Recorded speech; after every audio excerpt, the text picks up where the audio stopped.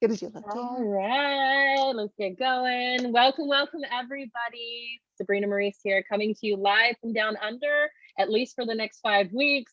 So, kia ora, and I'm really excited to have Miss Suzanna Haltern here with us, a certified emotion code practitioner, a certified quickening coach, and specializing in helping your clients heal hurtful emotional patterns.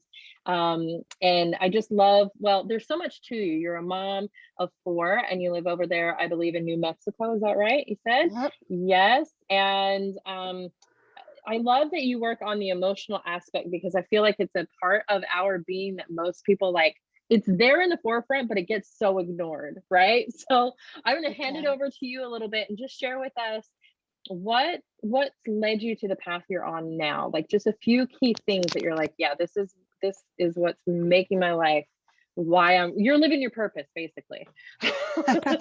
Right? Well, I mean, it's so many of us, like, we're living our stories, right? Like, we're living what we've Mm, gone through and what we've learned yeah. so that we can help others that have gone down that same path. Yay. Yep.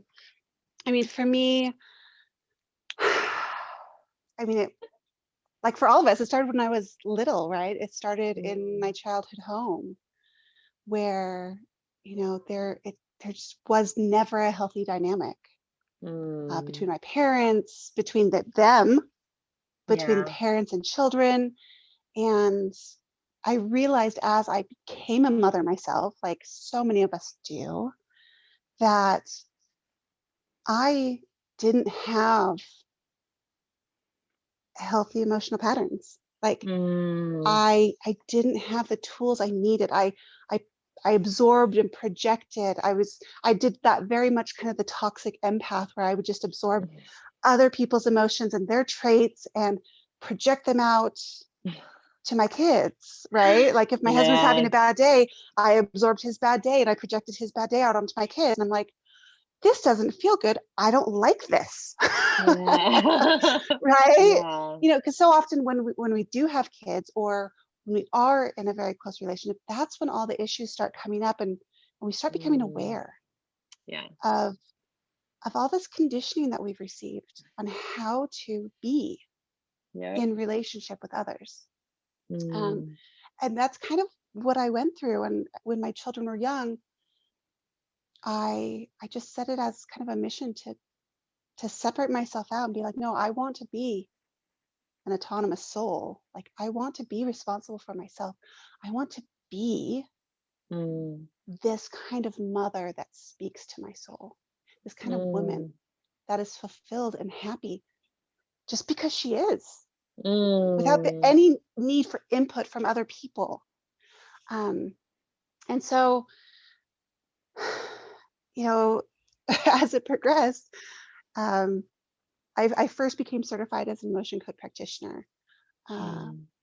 I really, because of kind of the emotional issues that I had had throughout my life, I began having physical issues with my body Yep. because they're connected, They are. right? Yes. Yeah. And as as I learned more, I got certified in emotion code, and I started working with clients, and I worked with my family, worked on myself, and Mm, I loved it, and I loved it so much. But then I got to a point where I realized two things: that I had my own kind of savior complex where I really wanted to save people. mhm, mhm. And I had to deal with that, and I had to Yeah. realize that people are on their own journeys, and They are. they need to get to the point where they want to change. They want to save But then themselves. they're going to save themselves, right? And I'm Mm, just I'm just here to facilitate them yep. understanding themselves better Yeah. and healing. But Mm, I also realized through my emotion code work that if people don't have the skills and tools that they need mm, to create a deeper level of awareness, to create emotional intelligence, to mm, change the patterns in their life, yeah. all the stuff that I was clearing from them and helping release, Yep. they were just going to relive. Yep. Yep. So you had to give them Um, tools. so I so I had to figure out the tools, get the tools so that I could give them these Mm, tools to really shift yeah. not only their subconscious and their energy systems, but their conscious brains as well. Yeah. So they could start making better choices for themselves, and so that they could teach those things to their children, so they could really break those generational patterns. You're a mom on a mission for moms. I love it. Yeah, and changing the generations. I find that a lot of us in this field are focused on the realization that like one decision that we make has an effect for 7 generations to come.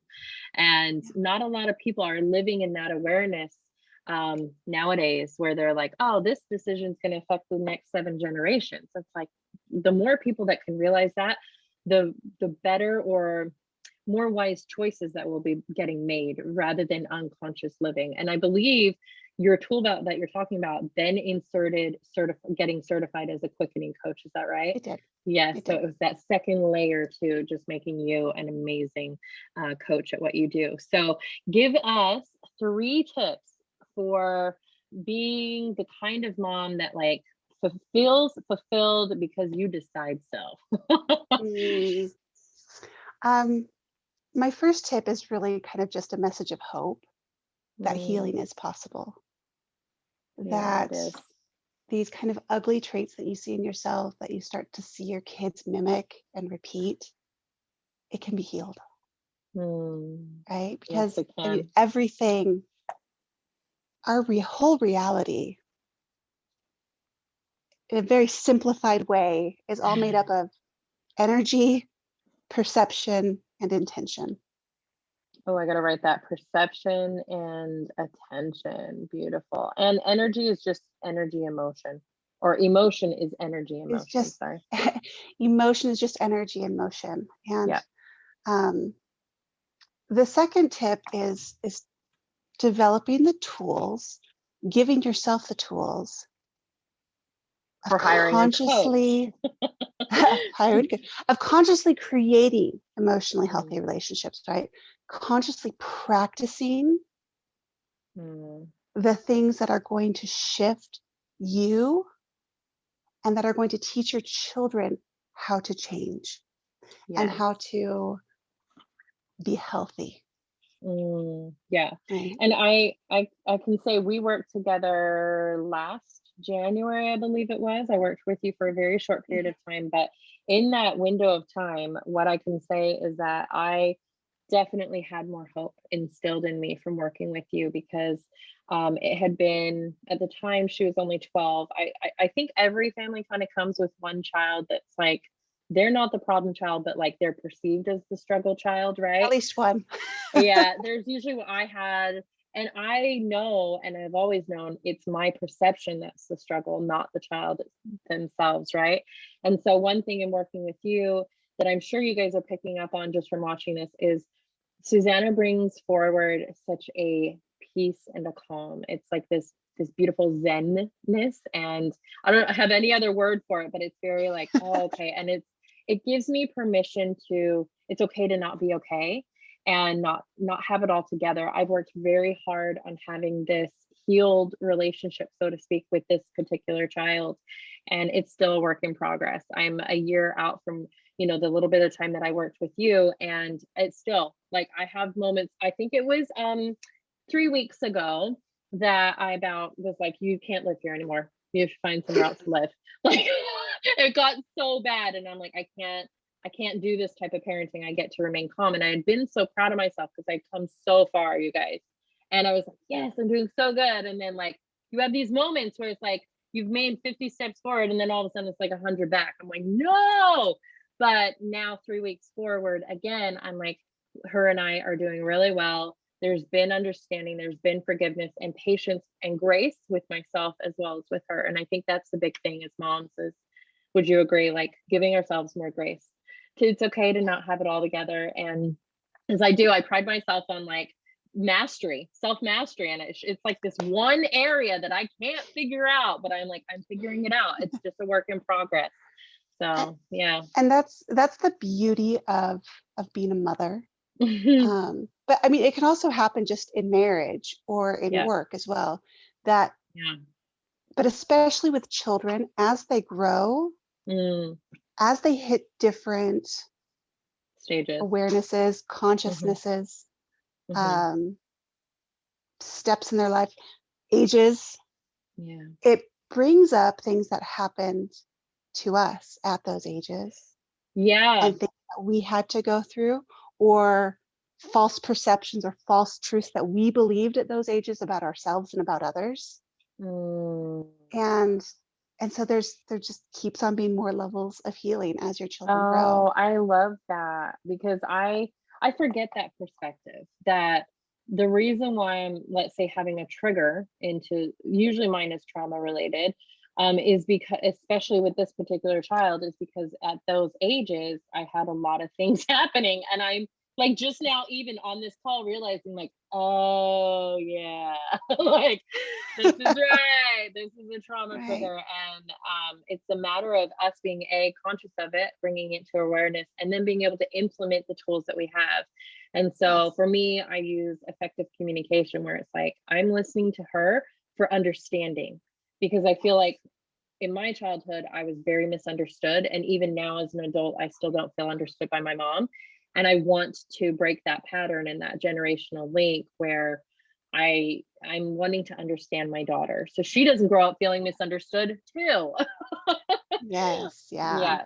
So third tip. So third tip, um, is really, for me, it's the most important one. And it's Mm, to develop trust in your divine guidance. mm. And this one tends to be very difficult for a lot of people. Hi guys. Hi, my kids.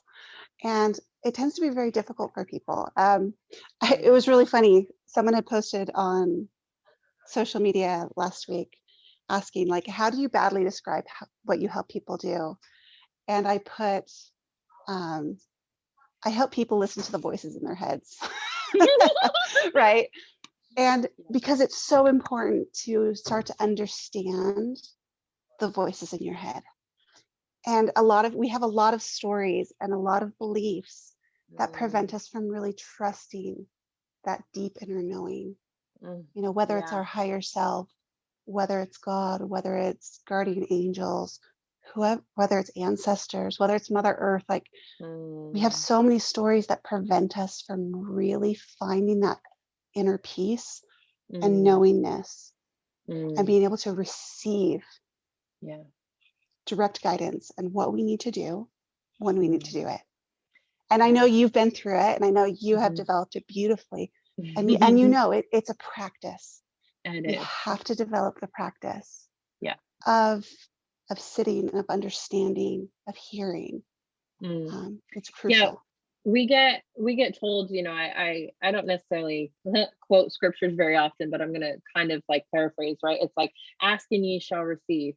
And it's like, well, so a lot of times people pray and then like they're not listening for the answers. So they're like, God didn't answer me. It's like, well, actually, did you listen? Because to me, my relationship with the God of my heart, which for me is Heavenly Mother and Heavenly Father, and I've got all my angels and my teams of light, right? Is it's like picking up the phone and calling and saying, hey, da da da da da da, and then like hanging up without actually staying on the phone to listen for the response. So that's my invitation to people, is like, hold on, stop hanging up the dang phone. You got to stay open to receive the information. Asking you shall receive. So I have what's called a sacred hour in the morning. It's called my sacred hour because it is sacred Yeah. to me, you guys. Like, for some people, they're like, oh, I don't have time. It's like, well, technically you just don't make the time. And second, and Yes. secondly, when you can view it as it's your sacred time, it's your sacred hour between you, your source, yourself, all the things that like need to be received, you start craving it. Would you agree? Like, I You do. crave You my do. sacred hour. I'm like, I Yes. can't miss it. Like, it is the air I breathe. And that's what it needs to be for a lot more people, is breathing this. Um, they say a prayer in your heart, have a prayer in your heart. So I don't traditionally pray. I don't get on my knees and like fold my arms or anything. I did as a kid. Um, because I have a prayer in my heart. I'm always talking. The communication is literally always kept Yeah. open, because it is mine, like as you said, it's one of the most important aspects of these living our best lives, really, even down Yeah. to like being a mom. And okay, what is it you want me to do with your child? Like remembering that we're fiduciaries of these people that he has sent us, and that these people had chosen us and we've chosen them for our most perfectly imperfect ways, and that we're all going to serve each other, and just to do our best, to actually do our best, and not to just throw in the towel and be like, well, life sucks, deal with it, I'm a shitty person. Like no, Right. it's like, okay, I'm sorry I suck in this way, I'm working on it. And I do say this to my daughter, I'm like, hey, I recognize that, like, the way I handled that was crappy, and I'm really sorry, I apologize, and I'm working on it. And it's just a matter of creating that safe space for everybody to, I think parents think they have to be perfect, and we just don't. Right. But, Yeah. and like you said, creating the safe space Hmm. to Hmm. communicate, yes, I can mess up and I can clean it up. Yes. And you can mess up Yeah. and I'll even help you clean it up if you need to. Yeah. Right. Yeah. Hmm. And it's being able to create a home where emotions are safe. It's safe to feel Mm, whatever emotions you're feeling, but also yeah. it's safe to communicate Mm, whatever yeah. it is you're feeling and know how to do that. Yeah. Because so Yeah. many of us who grow up in emotionally abusive homes do not know how to communicate our emotions. It's true. We don't know how to communicate to our children Hmm. what we're feeling Yeah. and that it's okay and that we'll be okay. Yeah. And we don't know how to help them communicate their emotions, Yeah. right? And we don't know how to help them move their emotions. We don't know how to help Right. them communicate in healthy ways. But when So we how are they connect going to to, learn? exactly, but when we connect to our higher source, especially on a daily basis throughout the day, it's so much easier to go, oh, I do know. In fact, this is what I've been told by God to do. Like, this is how I Yes. communicate with this person. Yes. So, as we wrap up, I would love to give you the opportunity to share any programs, or like if there's a way to get a hold of you as far as a clarity call goes. I can. The look. The I look. love it. Are you serious right now? Anyway, it's awesome. Yeah. So give us just a way that we can get a hold of you. I'll make sure in the link that we have your Facebook profile, your Instagram. Do you have a link for like a clarity call? Do you have any programs coming up or groups to join? Like, how can we connect more? You're I amazing. do. I work with clients one-on-one on a very Mm, select basis. And you can contact me through my Facebook page. I'm open to receiving mm, messages there. I'll also give you the link to a clarity call. If you're cool. really just needing to understand what's really going on in your household and Mm, are really needing the clarity of what the gaps are between the kind of stress and confusion that's going on now and where you really want to be, mm, feel free to get on a clarity call with me. And I'd love to talk to you about it. mm. And I just look forward to any of you who are feeling that you need this in your life right now. Yes, definitely listen to that still small voice is what I say. There's like this, it's almost like a full body, like, okay, I have to have more of this, right? Like, what is happening? So listen to that is always my invitation. And it's been such a treat having you on, Suzanna, and love you so much. And anything else Maybe before we pop Sabrina, off? just know that, just as Sabrina's here, like we're here to help you. We're here to help you understand that you're going to be okay and that your kids are going to be okay, no matter what they choose, no matter what struggles you have, no matter what struggles they have. Very true. All right, awesome. Thank you. Bye, guys.